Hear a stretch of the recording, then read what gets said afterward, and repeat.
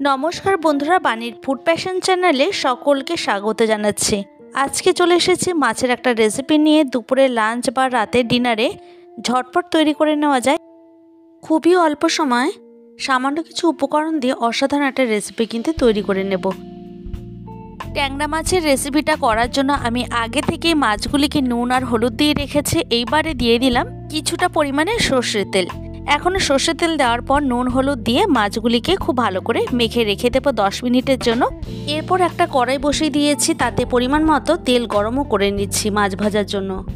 আর তেলটা এখানে গরম হয়ে যাওয়ার পর একে একে ট্যাংরা মাছগুলিকে এই কড়াইতে ছেড়ে দেব। তবে একটু সাবধানে দিতে হবে, অনেক সময় কিন্তু ট্যাংরা মাছ ভাজার সময় গায়ে ছিটে আসতে পারে, তো সেক্ষেত্রে একটু সাবধানে আমি ভেজে নিচ্ছি।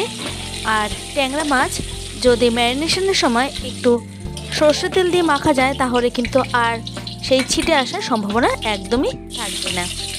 প্রথম ব্যাচের আমার মাছ ভাজা হয়ে গেছে। এরপরে বাকি যে মাছগুলি ছিল সেই মাছগুলিকেও একই রকমভাবে ভেজে নিচ্ছি।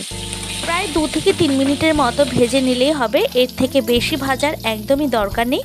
কারণ বেশি মাছ কড়া করে ভাজলে মাছের টেস্টটি কিন্তু নষ্ট হয়ে যাবে। দেখো আমার এখানে মাছ ভাজা কমপ্লিট হয়ে গেল। এবার বাকি যে তেল আছে সেই তেলের মধ্যে কিন্তু আমি রান্নাটি সেরে নেব। এই তেলের মধ্যে হাফ টিস্পুন আমি দিয়ে দিলাম কালো জিরে। এখানে কালো জিরেটাকে কয়েক সেকেন্ডের মতো ভেজে নেব, তারপর নাড়াচাড়া করে নিচ্ছি। এখান থেকে খুব সুন্দর একটা গন্ধ বেরোনোর পর দিয়ে দিলাম চেরা কাঁচা লঙ্কা। আমি এখানে 3 থেকে 4খানা মতো কাঁচা লঙ্কা ব্যবহার করেছি।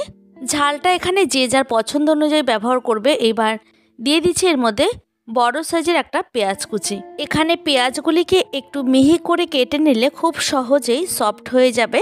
এইবারে পেঁয়াজ আর কাঁচা লঙ্কাটাকে খুব ভালো করে ভেজে নিচ্ছি প্রায় 3 মিনিটের মতো। এখন এর মধ্যে দিয়ে দিলাম আদার পেস্ট 1 টিস্পুন, হলুদ গুঁড়ো পরিমাণ মতো, কালারের জন্য ব্যবহার করছে সামান্য একটু কাশ্মীরি রেড চিলি পাউডার। এবার টেস্ট অনুযায়ী নুন দিয়ে দিচ্ছি। যে কোনো রান্নার ক্ষেত্রে নুন আর ঝালটা কিন্তু একদম নিজস্ব ব্যাপার। এইবার আমি এর মধ্যে দিয়ে দিলাম 1 টিস্পুনের মতো ধনে গুঁড়ো। এখানে কিন্তু আমি আর জিরে গুঁড়ো ব্যবহার করছি না। এখন সমস্ত মশলাগুলিকে গ্যাসের ফ্লেমটাকে একদম কমিয়ে রেখে খুব ভালো করে কষিয়ে নিচ্ছি। এইভাবে কষাতে কষাতে কিন্তু সমস্ত মশলা খুব ভালো করে নরম হয়ে যাবে। আমি 3 থেকে 4 মিনিটের মতো ভালো করে কষিয়ে নিয়ে সামান্য একটু জল ব্যবহার করছি। তারপর আবারও খুব ভালো করে এইভাবে নাড়াচাড়া করে নিচ্ছি। আমি এখানে কিছুটা জল দিয়ে হাতে সময় নিয়ে মশলাটাকে খুব ভালো করে কষিয়ে নিলাম প্রায় 5-6 মিনিটের মতো। মশলাটা ভালো মতো কষে আসার পর আমি এর মধ্যে দিয়ে দিচ্ছি পরিমাণ মতো জল। গ্রেভির পরিমাণটা যে যার পছন্দ অনুযায়ী বাড়িয়ে বা কমিয়ে নিতে পারো। এখন আমি গ্যাসের ফ্লেমটাকে একদম হাইতে দিয়ে গ্রেভিটাকে ফুটতে দেব। এখন গ্রেভিটাকে ফুটে ওঠার জন্য আমি ওয়েট করব, তার জন্য একটা লিড চাপা দিয়ে দিলাম। 3 মিনিট পর ফিরে এসে আমি লিডটাকে সরিয়ে নিচ্ছি। এবারে ভেজে রাখা মাছগুলিকে এর মধ্যে দিয়ে দেব। গ্যাসের ফ্লেমটাকে একটু কমিয়ে রেখে এখন মাছটাকে রান্না করে নিচ্ছি। এখানে কিন্তু সবজিরও ব্যবহার করা যেতে পারে, যেমন বেগুন, আলু, তবে আমি শুধু মাছ দিয়ে রান্নাটি আজকে করছি। এরপর একদম শেষে ব্যবহার করছি ফ্রেশ ধনেপাতা কুচি। এখানে ধনেপাতাটা দেওয়ার কারণে মাছের গ্রেভিটা থেকে খুব সুন্দর একটা গন্ধ বেরোচ্ছে।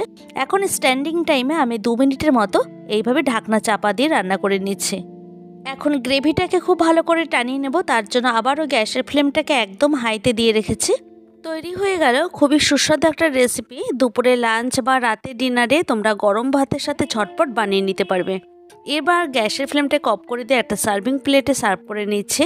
যদি আমার চ্যানেলে এই ধরনের আরও নিত্য নতুন ভিডিও পেতে চাও তাহলে অবশ্যই প্রচুর লাইক, কমেন্ট, শেয়ার করো। তোমাদের একটা লাইক আর একটা কমেন্ট আমাকে আরও নতুন ভিডিও তৈরি করার মোটিভেট করে। দেখা হবে নেক্সট কোনো ভিডিওতে। ভালো থাকবে প্রত্যেকেই, আর তোমরা সবাইকে ভালো রেখো।